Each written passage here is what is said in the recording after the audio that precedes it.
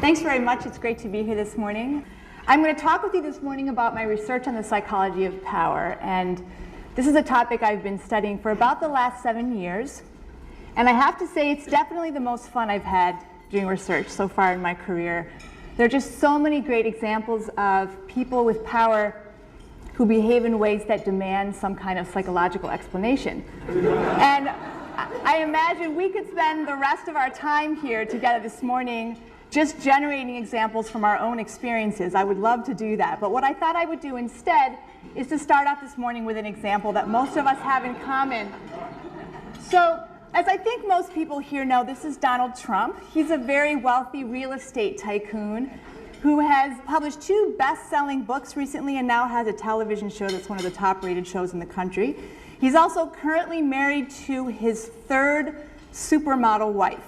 So this is a guy who can have pretty much anything he wants, do pretty much anything he wants.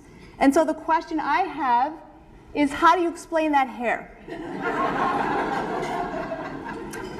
This is a genuine question, actually. Am I the only person here who ever thinks about this when you see pictures of Donald Trump? So what's the explanation? It doesn't matter what he looks like because he's done everything. It has no consequence. So one argument might be that people have told him it doesn't look right, but he doesn't care. That's one possibility. Other possibilities? He's afraid of surgery. Yeah, I'd be scared too. I mean, I can think of a number of them, right? Another possibility is that despite the fact that people have told him it's not quite right, he has convinced himself that this makes him look younger, more distinguished, more dignified, that somehow in his own sort of internal logic he's been able to make sense of this somehow. I think it's also possible, you could argue, that with a person who has this much power, people are protecting him from the information that everyone in the world thinks it's ridiculous, right? These are all plausible hypotheses, I would argue. They're the kinds of things I like to think about, actually, when I'm at work, not because I'm interested in Donald Trump and not because I'm interested in people's grooming habits per se, but what really interests me is that if any of these hypotheses is true, and it could be linked to the fact that he has as much power as he does, that's really interesting because I think it has implications for a lot of kinds of behavior that we would, I think most of us, be much more interested in understanding, like the quality of his business decisions, right? Or the extent to which he holds himself to moral standards or other sort of societal norms, or even the rule of law, right? So these are the kinds of questions that I'm interested in.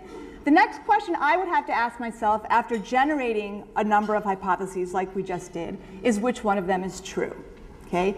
And there are a lot of different ways you could go about trying to gather that kind of evidence. Kind of depends on what your professional background is. So for example, if you were an executive coach and you wanted to know what makes this guy tick, you'd follow him around at work, you'd have interviews with all of his coworkers, you'd try to get a sense for what kinds of challenges and blocks he's faced in his career.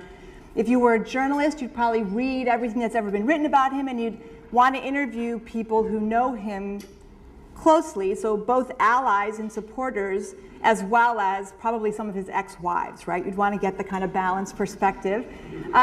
If you were a clinical psychologist, you'd invite him to your office once a week to talk about his issues and dig into what his sort of experience in his family of origin was like. I'm, by training, an experimental social psychologist, and what that means is that when I want to understand the answer to a question like which of these hypotheses is true, I conduct experiments on human subjects, okay? So what I would do to try to get to the bottom of the kind of question we're talking about now is the following. I would take a large group of people, a sample from some kind of a population, I would bring them into the lab, and I would divide them into 2 groups. Half of the people would randomly be assigned to the power condition. They would get the power treatment, right? So I would do something to them to create the experience for them of being in power. And then the other half of those people would be assigned to some kind of a control condition. They'd get some other